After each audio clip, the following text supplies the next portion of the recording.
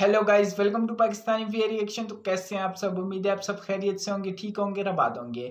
हमारी दुआ यही है आप खुश रहें, आबाद रहें। चैनल पर नहीं हो तो चैनल को सब्सक्राइब कर ले, लाइक कर ले, शेयर कर ले, ताकि हर आने वाली वीडियो अब तक जल्द से जल्द मिल सके। तो मेरा नाम है अफान। तो आज बहुत कमाल की वीडियो आने लगी है। 2050 तक पूरी दुनिया में जो है ना इंडिया राज करेगा। तो बिना किसी देरी के काउंटडाउन करते हैं कैसी है वीडियो। तो 3, 2, 1 एंड स्टार्ट। दोस्तों एक बार फिर से स्वागत है आपका प्रजापति न्यूज में। आखिर किस तरह भारत पूरी दुनिया को अपना गुलाम बनाएगा और किस तरह 2050 आते आते भारत पूरी दुनिया पर राज करेगा। जी हाँ दोस्तों, हम बिल्कुल भी मजाक नहीं कर रहे हैं। मेरा भारत महान के नारे तो आप लोगों ने बहुत लगाए होंगे। अब बारी है सही मायनों में दुनिया पर राज करने की। और आज की इस वीडियो में हम आपको बताएंगे किस तरह भारत पूरी दुनिया पर राज करेगा और कैसे अब दुनिया को भारत के सामने सिर झुकाना पड़ेगा। और ये सब कैसे और कब होगा, इसे जानने के लिए मेरे यानी अपने दोस्त विशाल प्रजापति के साथ वीडियो के बिल्कुल एंड तक बने रहिए। लेकिन हाँ, वीडियो शुरू करने से पहले एक छोटी सी रिक्वेस्ट है। वीडियो के नीचे रेड कलर का सब्सक्राइब बटन दिख रहा होगा, उस पर क्लिक करके सब्सक्राइब कर लें। और साइड में बेल आइकॉन भी दिख रहा होगा, उस पर भी क्लिक कर लें ताकि आपको वीडियो मिले सबसे पहले। दोस्तों अगर हम भारत के महान देश बनने की सबसे पहली कड़ी के बारे में बात करें तो वो है भारतीय आर्मी। 1.5 मिलियन एक्टिव पर्सनल वाली भारतीय आर्मी बहुत ही ज्यादा बड़ी है। जिस हिसाब से भारत दुनिया की सेकंड लार्जेस्ट आर्मी बन जाती है, जहां नंबर 1 पर चाइना कब्जा जमा कर बैठी है। यहाँ तक कि अमेरिका के पास भी भारत जितनी बड़ी आर्मी नहीं है।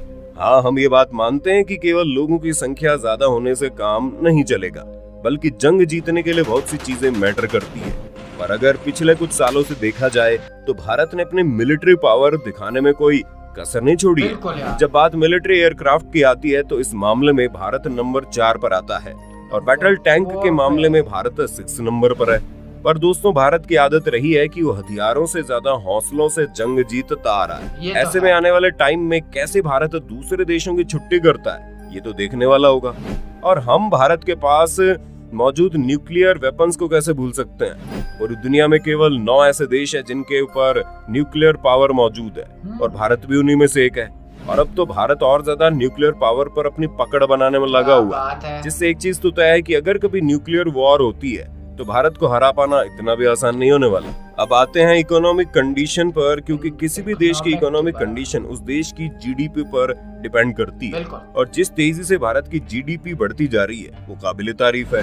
हाँ, हम मानते हैं कि अमेरिका की जीडीपी भारत से ज्यादा है, लेकिन भारत की जीडीपी का ग्रोथ रेट अमेरिका से भी आगे है। अगर जीडीपी ग्रोथ रेट से कोई भारत को टक्कर दे सकता है तो वो है चाइना। लेकिन भारत के पास जो सबसे बड़ा एडवांटेज है वो है यहाँ की यूथ, जिसके बल पर भारत चाइना को पीछे छोड़ देगा। अब अगर भारत के सबसे बड़े एडवांटेज के बारे में बात करें तो वो है भारत की पॉपुलेशन।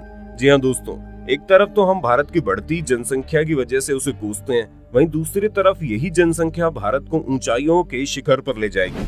और हम ऐसा इसलिए कह रहे हैं क्योंकि भारत की ज्यादातर जनसंख्या में नौजवान लोग मौजूद हैं और आने वाले समय में भारत में इससे भी ज्यादा यंग लोग देखने को मिलेंगे, जो नई टेक्नोलॉजी और एडवांसमेंट के प्रति अपनी जागरूकता दिखाकर भारत को लगातार तरक्की की सीढ़ियों पर चढ़ाने का काम करेंगे।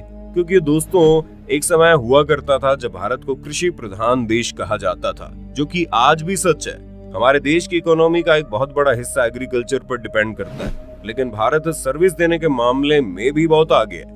अब अगर देर है तो मैन्युफैक्चरिंग की, क्योंकि चाइना अपनी मैन्युफैक्चरिंग के बल पर ही लगातार ग्रोथ करता जा रहा है। लेकिन अगर भारत चाहे तो यहाँ मौजूद जनसंख्या का फायदा उठाकर ज्यादा से ज्यादा इंडस्ट्री खड़ी कर सकता है, ताकि लोगों को रोजगार भी मिले और हमारी मैन्युफैक्चरिंग पावर भी बिल्ड हो सके, ताकि ज्यादा से ज्यादा सामान दूसरे देशों में एक्सपोर्ट करके अच्छा मुनाफा कमाया जा सके। और जाहिर सी बात है, जिस देश के पास जितना ज्यादा पैसा रहेगा वो देश उतना ही ज्यादा ताकतवर और शक्तिशाली बन जाएगा।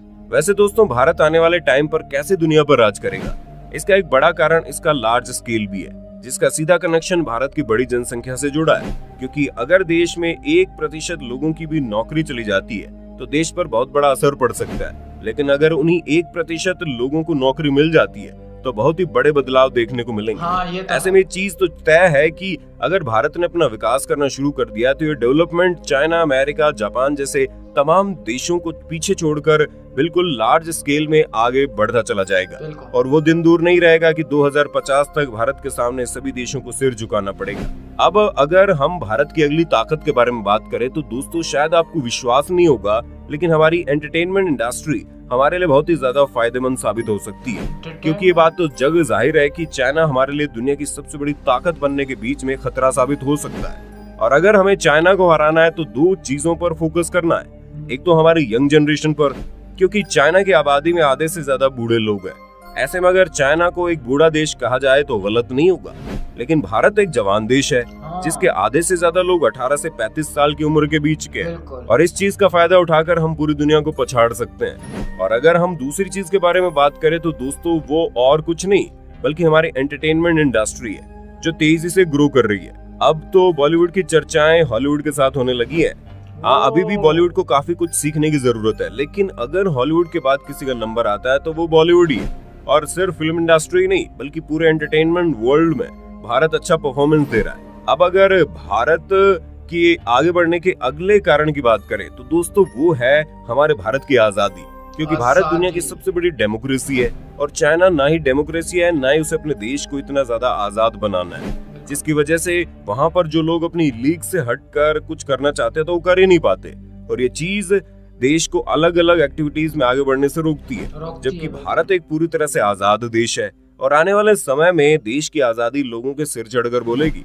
जो यूथ जनरेशन है वो इस आजादी का पूरा फायदा उठाते हुए ऐसा कारनामा करके दिखाएगा कि दुनिया देखती रह जाएगी।